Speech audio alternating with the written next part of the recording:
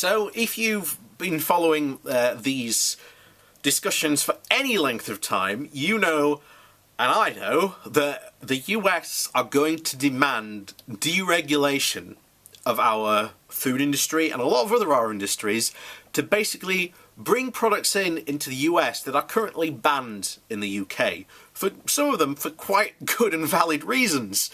And Liz Truss, who is the new Trade Secretary, has repeatedly said that apparently this is not on the table. This is not going to happen. It's just fear-mongering. It's just scary. It's Project Fear. And oh look, what's this? New Trade Minister Liz Truss had private talks in US with libertarian groups. The cabinet minister in charge of negotiating a new US trade deal met with a series of right-wing American think tanks to discuss deregulation and the benefits of Reaganomics, new documents have revealed. Liz Truss, the international secretary, had a number of meetings with libertarian groups that have championed parts of Donald Trump's deregulatory agenda and tax cuts. New details of her 3-day visit to Washington last September have been uncovered by Greenpeace's investigative journalism team Unearthed. Truss met with senior representatives from the Heritage Foundation, a think tank committed to shrinking the state and cutting environmental regulation, to discuss, quote, regulatory reform. Also at the meeting was the Competitive Enterprise Institute. Both groups were part of the, quote, Shadow Trade Talks project, designed to advocate a wide-ranging US trade deal allowing the US to import American goods currently banned in Britain. One brief note reveals that Truss was keen to hear, quote, what we can learn from Reaganomics on things like regulation and red tape. Truss also planned to tell the Heritage Foundation that she is, quote, committed to and personally interested in exploring similar reforms in the UK. Reaganomics is shorthand for the politics of the former Republican US President Ronald Reagan, based on tax cuts and deregulation. Truss has made no secret of her interest in cutting the size of the state. However, she is now in charge of Britain's post-Brexit trade deals, in government committed to leaving the EU with no deal if necessary. Many fear that a no-deal Brexit will pave the way for weakening of UK food standards and environmental protections. The US agricultural sector has insisted that any deal scraps restrictions on chlorinated chicken, hormone-treated beef, and pesticide usage currently cut by the EU. John Savin, Greenpeace's executive director, said, there are widespread concerns that Brexit will be used to weaken our food standards and food safety and animal welfare. Opening the floodgate to products such as chlorinated chicken and hormone-treated beef, these concerns will only grow at the discovery that the minister in charge of forging a trade deal with the US flew into a libertarian boot camp run by Donald Trump's buddies to be lectured about the supposed benefits of ditching regulations. And here's the thing, if you ditch these regulations, this basically means, because I've heard this argument before, that apparently what will happen is that all this chicken will come in and it won't be bought by UK consumers, because they'll be able to buy the UK farmers who are still maintaining their high standards. But here's the thing, if all this cheap food is flooding in, of course people are going to buy it.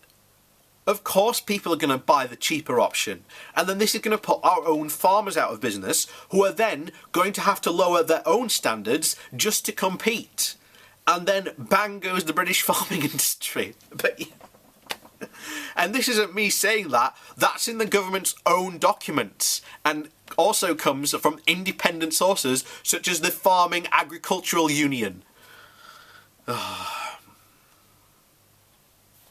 So Boris Johnson promised that a trade deal with the US would not jeopardise our food and animal welfare standards. People will be watching closely to whether to see these words mean anything at all. And it's not just food standards and animal safety, it's also the NHS. Truss also met with chief economist of the American Legislative Exchange Council, who are involved in a discussion of the success of Trump's efforts to deregulate the US economy. ALEC, who is the American Legislative Council, has lobbied against action on climate change, with corporations including Shell, BP, ExxonMobil, and quitting involvement as a result. Another document has revealed that an official from the Foreign Office wrote to another free market think tank, the R Street Institute, on Truss's behalf, requesting a meeting to discuss business deregulation. A government spokesperson said, "We are committed to negotiating an ambitious free trade deal with the US. Without exception, imports into the UK will meet our stringent food safety and animal welfare standards. That's not going to change." Well, it is if those standards aren't in place anymore. And one of the... we discussed this last week about Johnson's new cabinet, about how they're all these libertarians and all they want to do is deregulate and cut taxes and reduce the size of the state. That doesn't work. It doesn't work at all. That has never worked at all. And what's going to happen is the rich are going to get richer and the poor are going to get poorer, and this is all being used on the back of the will of the people. You know, because the leaders of this Brexiteer stuff will say, "Oh, this is what you wanted." And we've been saying this from the very beginning. Brexit handed over the control to one of the most right-wing governments in our history.